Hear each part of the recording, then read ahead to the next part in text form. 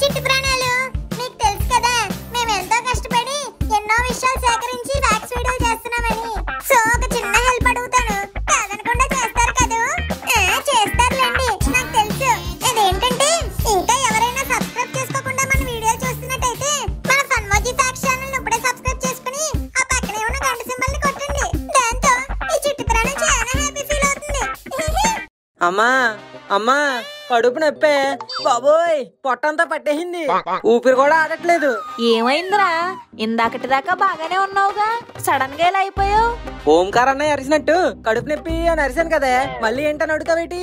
ఆగరా, పొయ్యి కట్టొస్తాను, హాస్పిటల్ కి వెళ్దాం. వెళ్ళాల్సింది హాస్పిటల్ కాదు, మరి ఎక్కడికి రా? ఫ్యాక్స్ లోకి. మొన్న ఆపేసిన దసరా పార్ట్ 1 కంటిన్యూషన్ చెప్పు. అసలుకే ఇక్కడ టెన్షన్ వల్ల సస్పెషన్ తో మోషన్స్ వచ్చేస్తున్నాయి. ఏంటి మోషన్సా? ఇదిగో టాబ్లెట్ వేసుకోరా. ఇంపార్టెంట్ పాయింట్లన్నీ వదిలేసి ఎలాంటి పట్టుకుంటుందేటో మిగిలిన స్టోరీ చెప్పే ప్లీజ్. ఓ దసరా స్టోరీనా? అదే శివ విష్ణువులే రాక్షసుని చంపలేకపోయారు కదా, మరి అమ్మవారు ఎలా చంపారు? ఎంతకీ ఆ రాక్షసుడు బతికాడా చచ్చాడా? చెప్పమ్మా చెప్పు. అబ్బబ్బా చెప్తా ఉండరా.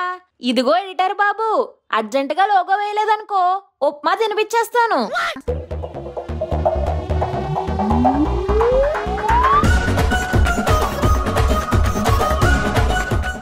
ఆ మహిషాసురుడికి దేవతలకి మధ్య సుదీర్ఘ కాలం యుద్ధం జరుగుతుంది.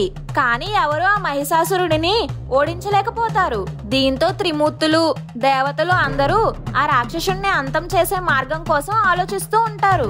అప్పుడు ఆ రాక్షసుడికి స్త్రీ చేతిలో మరణం ఉందని యోచించి ముక్కోటి దేవతల అంశలతో ఒక స్త్రీ రూపాన్ని సృష్టిస్తారు. అలా జన్మించిన ఆమె ముఖము శివతేజంతోనూ, చేతులు విష్ణు తేజముతోనూ, వెంట్రుకలు యముని తేజంతోనూ, కళ్ళు వరుణంశతోనూ, పెదాలు బ్రహ్మంశతోనూ, చెవులు వాయు అంశతోనూ ఉంటాయి. ఎంతమంది దేవుళ్ళు ఉన్నారంటే అక్కడే అర్థమవుతుంది ఆవిడ ఎంత శక్తివంతురాలు. ఒక మహాశక్తిలా అవతరించింది. ఆ పరాశక్తి పేరే దుర్గాదేవి. 18 చేతులతో జ్వాలలను జల్లుతున్న జ్వాలాముఖిలా, నిప్పులు కక్కుతున్న అగ్నిపర్వతంలా ఉంటుంది ఆ దుర్గామాత. ఆ తర్వాత ఆ పరాశక్తికి శివుడు త్రిశూలాన్ని, విష్ణు శంఖ చక్రాలని, ఇంద్రుడు వజ్రాయుధాన్ని, వరుణుడు పాశాలని, వాయుదేవుడు వేగాన్ని, సూర్యుడు కిరణాల్ని, యముడు యమదండాన్ని, బ్రహ్మ కమండలాన్ని, కాలుడు కత్తిని, ఇలా ఒక్కో దేవుడు ఒక్కో ఆయుధాన్ని అమ్మవారికి సమర్పించి దేవతలు అందరూ ఆ రాక్షసుని బారి నుండి తమను రక్షించమని దుర్గామాతను వేడుకుంటారు. అప్పుడు దుర్గామాత వారందరికీ అభయం ఇచ్చి ఒక్కసారిగా భూమి కబలించేటంత పెద్దగా, సముద్రపు అలల్ని వణికించేటంత గట్టిగా 1000 సింహాలు ఒకేసారి గర్జించినట్టు భయమే భయపడేంత ధైర్యంగా నవ్వుతుంది ఆ దుర్గాదేవి. ఈ నవ్వు శబ్దం మహిషాసురుడికి వినిపిస్తుంది. అప్పుడు మహిషాసురుడు దేవతలందరినీ చిత్తుగా ఓడించాను కదా, ఇంకెవరంత ధైర్యంగా నవ్వుతున్నారు, అసలు ఏం జరుగుతుందో చూసి రమ్మని ఒక దూతను పంపుతాడు. ఆ దూత వెళ్లి అమ్మవారిని చూసొస్తాడు. అలా చూసొచ్చిన దూత మహిషాసురుడితో, ప్రభు అక్కడ ఎవరో ఒక స్త్రీ సింహాన్ని అధిరోహించి సహస్ర సూర్యుల తేజస్సుతో దేదోప్యమానంగా వెలిగిపోతుంది. మీ చేతుల్లో ఓడిపోయిన దేవతలందరూ ఆమె చుట్టూ చేరి రక్షించమని వేడుకుంటున్నారు అని చెప్తాడు. స్త్రీ అనేసరికి మహిషాసురుడికి దుర్బుద్ధి కలుగుతుంది. అసలు ఈ రాక్షసులేట ఎలా ఉంటారు? ఎప్పుడు చూసినా ఇదే పనిరా, కొంచెం కూడా బోర్ కొట్టదా? అలా ఉంటారు కాబట్టే వాళ్ళు రాక్షసులు అయ్యారా. అది కూడా నిజమేలే, నువ్వు చెప్పమ్మా తర్వాత ఏమైందో. స్త్రీ చేతిలో తనకి మరణం ఉందన్న విషయం కూడా మర్చిపోయి ఎలాగైనా సరే ఆ స్త్రీని వివాహం చేసుకొని తన సొంతం చేసుకోవాలనుకొని ఇదే విషయాన్ని చెప్పి ఆమెను ఇక్కడికి తీసుకురండి అని ఒక మంత్రిని అమ్మవారి దగ్గరికి పంపిస్తాడు మహిషాసురుడు. బ్రెయిన్ ఫ్రిడ్జ్ లో పెట్టొచ్చాడా ఏంటి? అమ్మవారి దగ్గరికి అలా వెళ్ళమంటారా ఎవరైనా? నిప్పుతో నేషనల్ గేమ్ ఆడుతున్నావు నువ్వు, మస్ అయిపోతావు. ఆ మంత్రి అమ్మవారి దగ్గరికి వెళ్లి, అమ్మా మహిషాసురుడు అనే ఒక రాజు ఉన్నాడు, ఆయన ముల్లోకాల్ని జయించాడు, నువ్వు ఒప్పుకుంటే నిన్ను వివాహం చేసుకుంటాడని చెప్తాడు. అప్పుడు వెంటనే అమ్మవారు నవ్వి, పెళ్లి గిల్లి ఏమీ లేదు, నాకు వివాహిచ్చేమీ లేదు, అయినా నాది మీ రాజులా గడ్డి మేసే జాతి కాదు, ఆఖరికి నా వాహనమైన సింహం కూడా గడ్డి మేయదు, అయినా నేను ఇక్కడికి వచ్చిందే రాక్షసుడైన మీ రాజును సంహరించి నా బిడ్డల్ని కాపాడుకోవడానికి, ఇదే వెళ్లి మీ రాజుకు చెప్పమని అమ్మవారు చెప్తారు. ఆ మాత్రం ఉండాలి అమ్మవారంటే. ఏదైనా ఒక పంచ డైలాగ్ తో ఆ రాక్షసుడి గాలంతా తీసిందిగా ఈవిడ.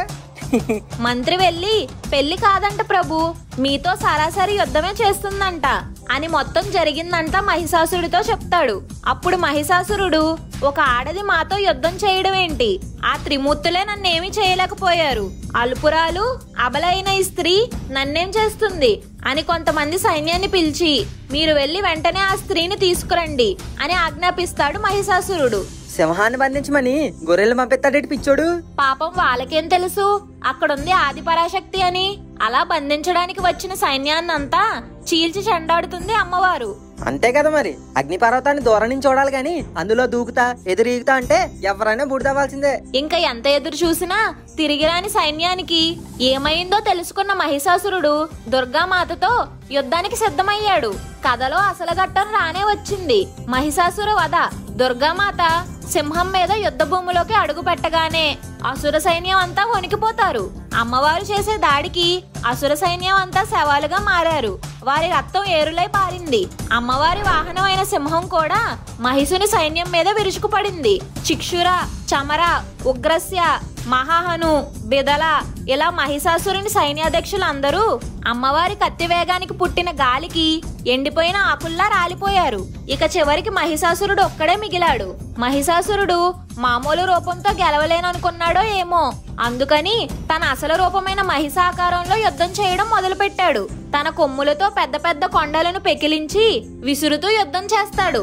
అప్పుడు దుర్గాదేవి పాశాలను విసిరి మహిషుడిని పట్టుకోవడానికి ప్రయత్నిస్తుంది. అప్పుడు మహిషుడు సింహంలా మారి దాడి చేస్తాడు. సింహాన్నే వాహనంగా చేసుకున్న ఆవిడ మీదకి సింహంగా మారి దాడి చేశాడా? రాక్షసులకి బుర్ర ఉంటదేమో గాని అందులో గుజ్జుంటదేమో. ఏమిరా ఉపయోగం దేశానికి నీ వల్ల? అలా ఆ దేవి కత్తితో ఆ సింహాన్ని నరకపోతుంటే ఆ రాక్షసుడు ఏనుగులా మారతాడు. అప్పుడు అమ్మవారు ఆ ఏనుగు తొండాన్ని నరికివేస్తారు. ఆ బాధను తట్టుకోలేక మహిషాసురుడు మనిషిలా మారి మాయా యుద్ధం చేస్తాడు. దుర్గామాత దగ్గర వీడి వేషాలు. అప్పుడు ఆ దేవి వాణ్ణి పట్టుకొని చితక్కొట్టి ఎడంకాలు కింద వేసి తొక్కిపెట్టి త్రిశూలంతో వాడి తలను గుచ్చి పైకి లేపుతుంది. ఇలా మహిషాసురుడు మరణిస్తాడు. దీన్నే మహిషాసుర మర్దన అని అంటారు. రాక్షసుడి చాప్టర్ క్లోజు. ఆ రాక్షసుడు మరణించగానే దేవతలు, ప్రజలు అందరూ పండగ చేసుకున్నారు. ఆ విజయానికి గుర్తుగానే మనం ప్రతి ఏటా విజయదశమిని జరుపుకుంటాము.